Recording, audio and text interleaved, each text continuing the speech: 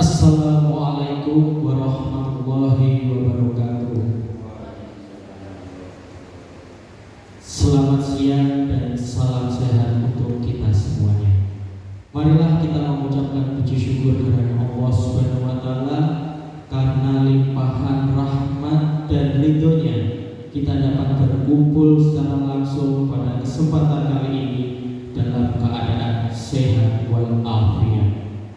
Selamat datang dan salam hormat kepada Bapak Sarjoko SPD selaku mentor pada seminar kali ini. Dan saya banggakan semua teman-teman yang telah menyempatkan untuk hadir pada acara hari ini.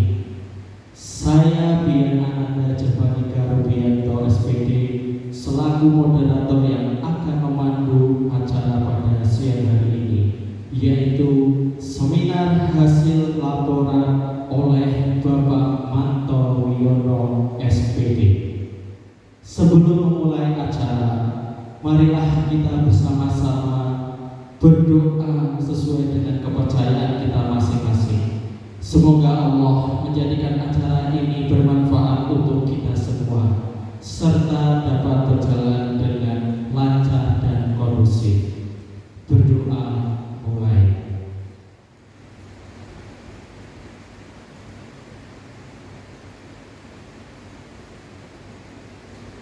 Berdoa selesai. Bapak, Ibu, dan teman-teman yang berbahagia, sebelum kita memasuki acara inti, saya akan membacakan susunan acara sebagai berikut.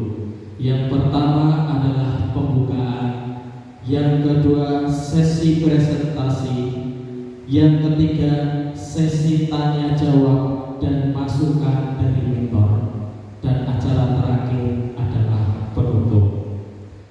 Memasuki acara yang kedua, yaitu presentasi, waktu yang diberikan kepada Bapak Manto Wiono SPD, saya persilahkan.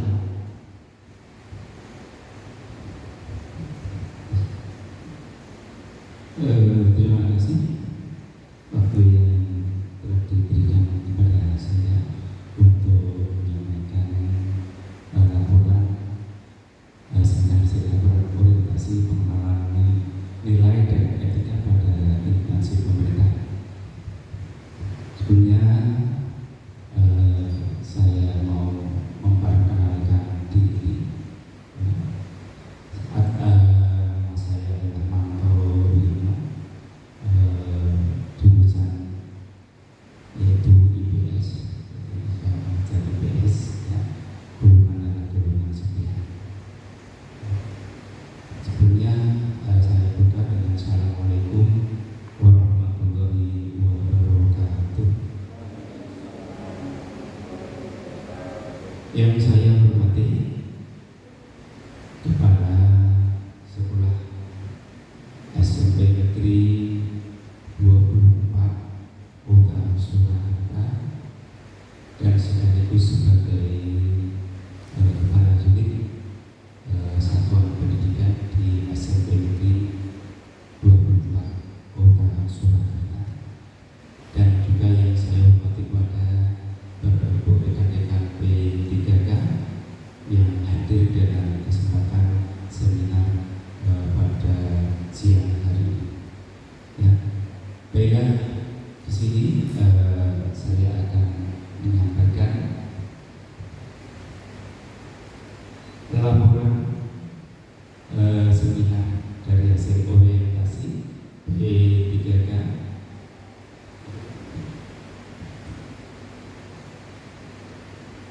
yang berjalan pada hari Jumat tanggal 27 September tahun 2020.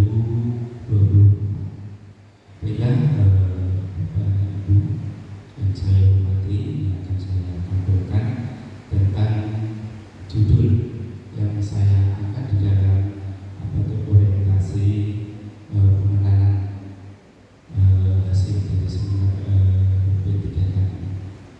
Bila kami mengambil judul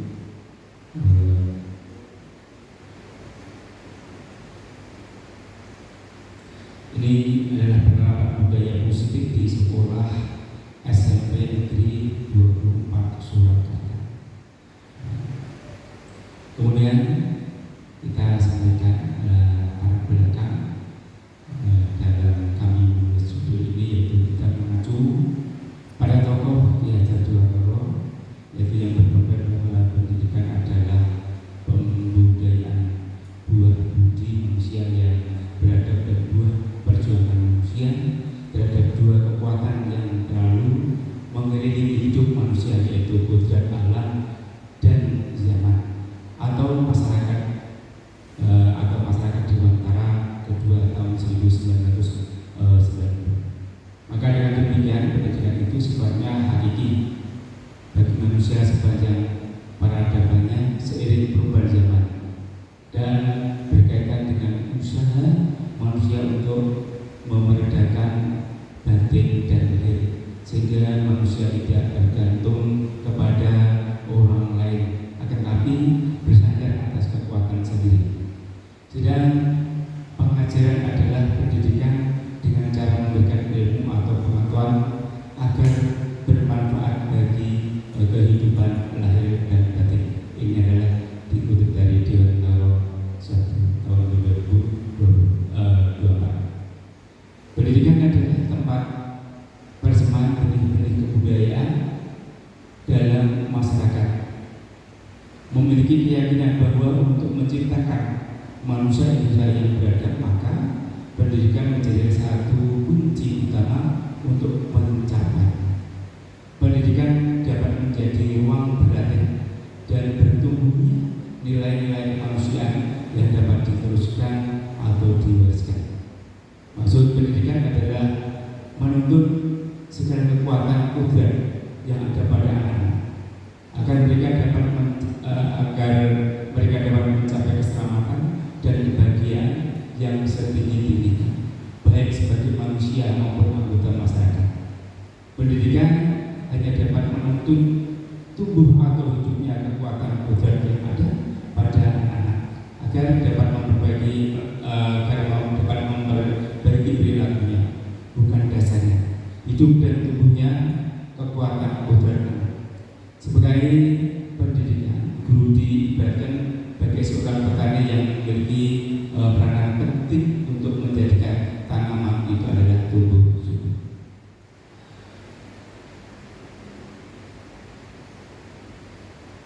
Maksud dan tujuan di sini ada dua tujuan. Yang pertama katakan maksud dan tujuan dengan seminar kami, yaitu orientasi kegiatan P3K. Ini yang pertama adalah maksud dan tujuan, akan saya sampaikan bahwa maksud dan tujuan kegiatan orientasi P3K memiliki maksud sebagai berikut. Pertama, peserta mampu memahami program orientasi dan mengenal nilai-nilai dan etika instansi pemerintah. Kemudian peserta mampu mengaktualisasikan nilai-nilai dasar ASN berakhlak. Ini adalah maksud.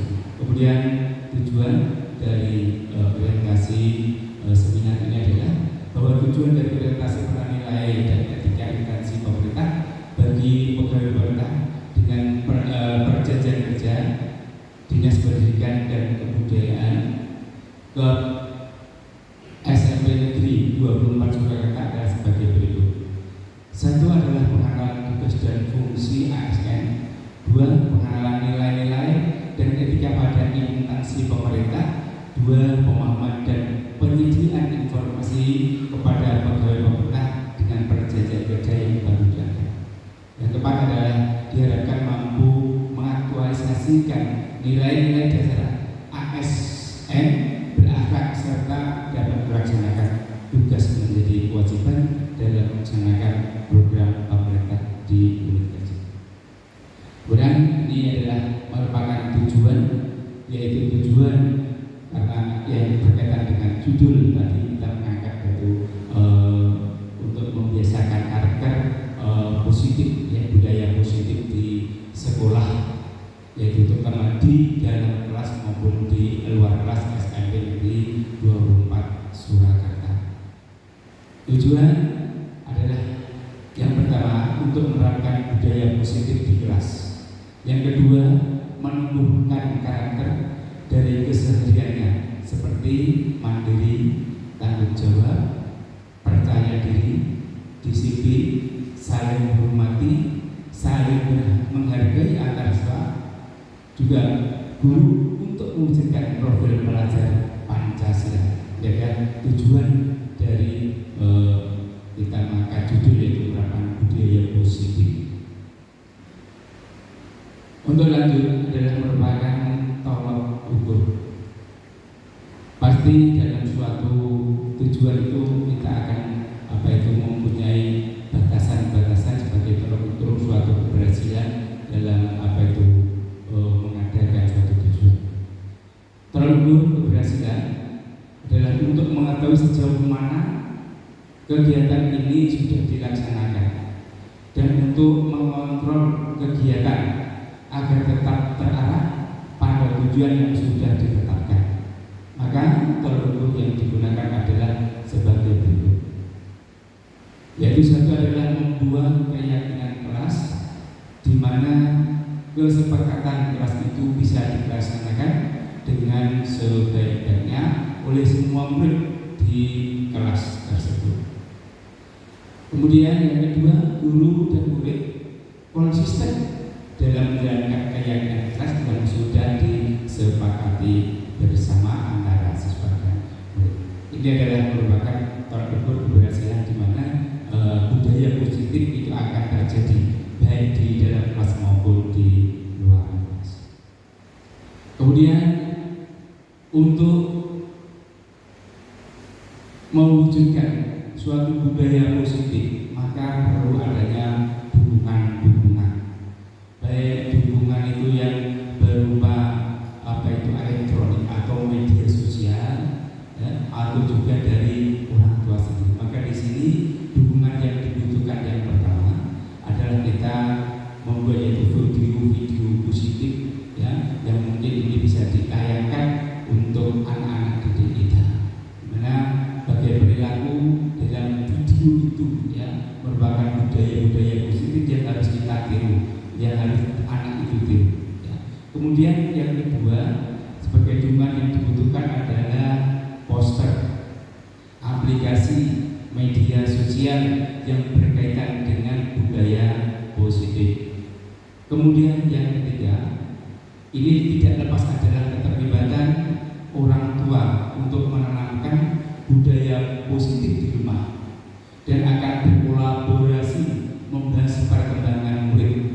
Ini tentunya tidak terlepas dari dukungan orang tua, butuh bantuan orang tua untuk kolaborasi antara sekolah dan orang tua murid. Kemudian yang keempat, dukungan yang dibutuhkan adalah merupakan stakeholder atau kepala sekolah dan guru yang berperan sebagai pamong dan panutan bagi murid serta seluruh warga sekolah bersama-sama mewujudkan budaya positif di suatu sekolah atau terutama di sini ada di SMP Negeri 24 Kota Surakarta. Selanjutnya adalah pelaksanaan penerapan budaya positif.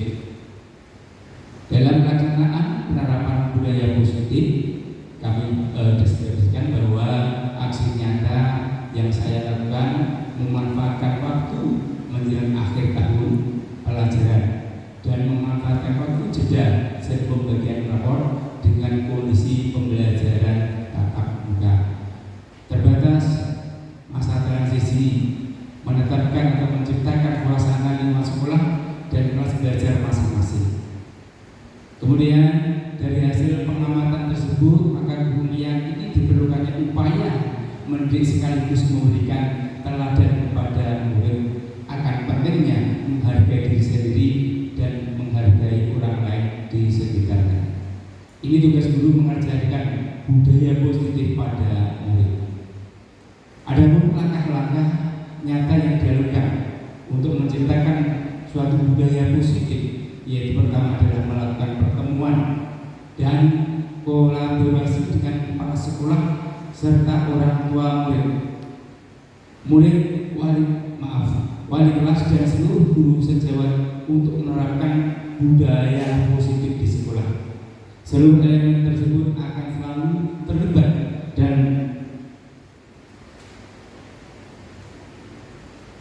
wali kelas dan seluruh guru sejawat untuk menerapkan budaya positif sekolah. Seluruh elemen tersebut akan selalu terlibat dan sangat menentukan di dalam keberhasilan untuk melaksanakan budaya positif. Kemudian pelaksanaan yang kedua adalah berkolaborasi dengan guru sejawat, mengajak dan menentukan murid di kelas untuk membuat dan menentukan keyakinan kelas yang disepakati bersama. Baik, kita lanjutkan untuk hasil nyata. Hasil nyata bahwa siswa melaksanakan keyakinan kelas dengan konsisten. Ya, apa yang sudah kita sepakati. Yang pertama adalah siswa bersikap sopan dan meminta izin pada guru bila akan masuk atau keluar kelas atau meninggalkan kelas atau meninggalkan ruangan pada saat pembelajaran sebagai wujud menghargai diri sendiri dan orang lain. Kedua, hasil nyata adalah siswa dapat tepat waktu masuk kelas tidak lebih dari 10 menit dari bel pergantian jam. Kemudian yang ketiga, terwujudnya suasana belajar yang nyaman dan menyenangkan. Dan ini adalah tantangan. Tentunya dalam mewujudkan budaya positif itu tentunya ada tantangan. Adanya yang pertama adalah adanya perubahan jenjang, ya, anak-anak SD yang masuk ke SMP tentunya ini harus perlu penyesuaian diri. Maka inilah merupakan tantangan yang dihadapi. Yang kedua, dari siswa yang sudah naik kelas, ya terjadi perubahan sikap bahwa dirinya sudah merasa lebih tinggi dari kelas dari adik-adiknya. Maka itulah yang merupakan tantangan. Kemudian solusi untuk menghindari hal-hal yang tidak diinginkan, guru harus lebih intens untuk melaporkan perkembangan siswa kepada orang tuanya, baik perilaku maupun hasil belajar kepada orang tua, meskipun dengan menggunakan media sosial dan sebagainya. Nanti dapat kita kembangkan sendiri. Kemudian tidak lanjut ke depannya untuk menciptakan budaya positif di sekolah, maka guru dan seluruh warga sekolah akan lebih konsisten dan berkesinambungan melakukan kolaborasi untuk melaksanakan keyakinan kelas. Selain itu juga lebih digiatkan bagi komunikasi dengan orang tua siswa untuk memantau perkembangan budaya positif yang telah dilakukan anak ketika anak berada di rumah. Dan selanjutnya ini adalah merupakan tindak lanjut dari budaya positif yang mudah-mudahan nanti akan bisa diterapkan baik di sekolah maupun di luar sekolah. Ini adalah merupakan contoh-contoh yang sudah kita terapkan, foto dokumen budaya positif yang telah dilaksanakan di SMP di 24 Kota Surakarta. Antaranya adalah imtak, ya. Ini adalah dilakukan setiap Jumat yang kedua. Kemudian ini ada dokumen senyum sapa salam setiap pagi. Kemudian juga budaya piket kelas. Kemudian juga budaya positif jalan sehat. Ini kita juga lakukan agar anak-anak tetap sehat dan tetap berdisiplin tinggi. Kemudian budaya upacara bendera yang dilaksanakan pada hari Senin. Daftar pustaka ini tentunya tidak akan saya sampaikan. Ini banyak ada daftar pustaka yang menuju atau memberikan motivasi atau memberikan masukan untuk dilaksanakan budaya positif sebagai dokumen-dokumennya. Kemudian ini dia ada rencana kerja hasil BPK, ini hanya saya tayangkan seperti ini bahwa rencana kerja dan hasil kerja. Ya. Kemudian ini adalah merupakan tujuan yang sebenarnya pada paparan ini tadi sudah saya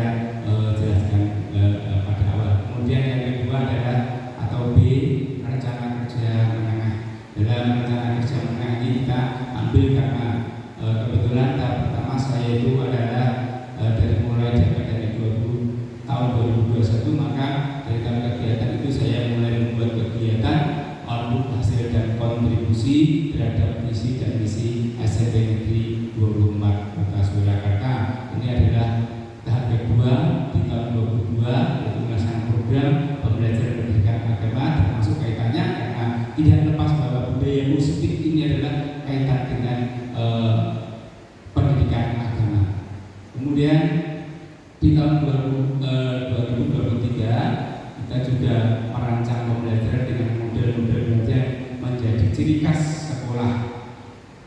Kemudian tahun 2024 yaitu kita membuat media pembelajaran yang menarik yang berkaitan dengan kultur sosial atau budaya positif. Kemudian akhir tahun masa kerja saya pada tahun 2025 yang kita mengajak dan mensosialisasikan baik lewat media sosial supaya agar lebih mudah diakses oleh siswa. Itulah mungkin yang saya bisa paparkan selama saya mendapat kontrak kerja dan diangkat dari BPK ketika mengambil judul budaya positif di sekolah. Kemudian ini bisa memberikan apa itu masukan dan memberikan itu positif bagi sekolah yang saya ajar. Jadi terima kasih, mungkin banyak salah atau banyak apa itu penyampaian saya yang kurang pas, maka dari saya penyampaian saya juga terima kasih dan mungkin waktu saya kembalikan kepada kita. Terima kasih kepada Bapak Manto Wiono SPD atas pemaparannya. Acara yang ketiga yaitu sesi tanya jawab. Kepada audiens untuk pembanding dan untuk memberikan masukan kepada Bapak Manto Wiono SPD, kami persilakan. Ya. Terima kasih Pak Moderator, Bapak. Yang saya mau tanyakan Pak terkait dengan untuk menuju keberhasilan menciptakan budaya positif tentu perlu adanya dukungan dari faktor-faktor tertentu. Nah, pertanyaannya, faktor apa saja yang mendukung untuk menciptakan budaya positif itu sendiri? Mohon dijelaskan. Terima kasih. Terima kasih dari Bapak Heri. Saya pandangan nanti apa itu memberikan pertanyaan yang bagus sekali. Sudah saya sampaikan di depan bahwa memang untuk menciptakan budaya positif itu perlu adanya dukungan-dukungan, baik itu media sosial, elektronik dan orang tua. Terutama inilah alasan utama bahwa yang bisa tercapainya budaya positif. Sedangkan ini bisa dimaksimalkan kalau anak kolaborasi dari orang tua sekolah itu nanti bisa berjalan dengan baik, maka nanti juga akan menghasilkan tidak hanya di sekolah, bahkan di rumah pun nanti akan terbiasa budaya positif. Maka di antara yang lain yang bisa mendukung termasuk adanya apa itu dukungan dari orang tua, kemudian dari guru-guru, juga nanti dari media-media elektronik atau mungkin poster-poster atau video-video yang memberikan tayangan-tayangan kaitannya dengan kultur positif. Mungkin itu Pak Heri. Mungkin ada masih yang Silakan untuk audiens yang kedua. Saya rasa sudah cukup untuk sesi pertanyaan. Selanjutnya adalah masukan dari mentor. Untuk waktu dan tempat saya persilakan. Terima kasih Moderator. Langsung saja Pak Mentor. Pemaparan sudah bagus sekali, terstruktur, dana bentuk juga sudah ada. Yang perlu kita garis bawahi seperti pertanyaan dari Pak Heri tadi, ada dukungan semua stakeholder itu yang jelas, maka ini tetap harus dijaga terus dari sekolah, dari pimpinan sekolah, dari teman sejawat, dari orang tua dan dari lingkungan. Itu harus tetap sebagai modal untuk bisa menyiapkan disiplin positif di sekolah khususnya dan khususnya di kelas yang paling mengajar. Yang berikutnya untuk keberhasilan Bapak sudah ditayangkan tadi dan sekaligus juga program-program yang depan. Harapannya dengan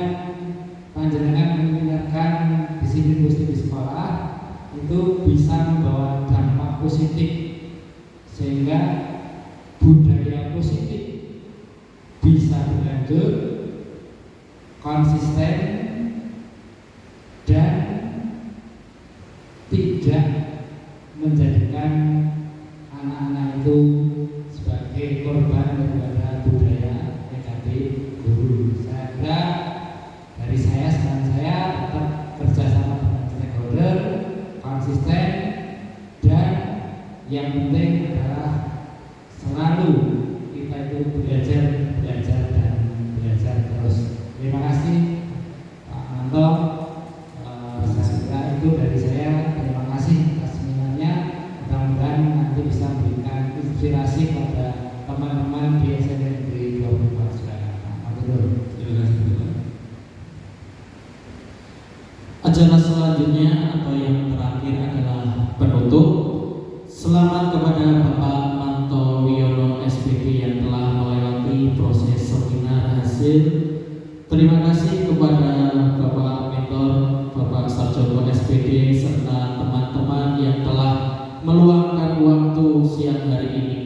Semoga segala hajatnya dilancarkan oleh Tuhan Yang Maha Esa. Marilah kita tutup acara pada siang hari ini dengan bacaan hamdalah bersama-sama. Alhamdulillahirobbilalamin.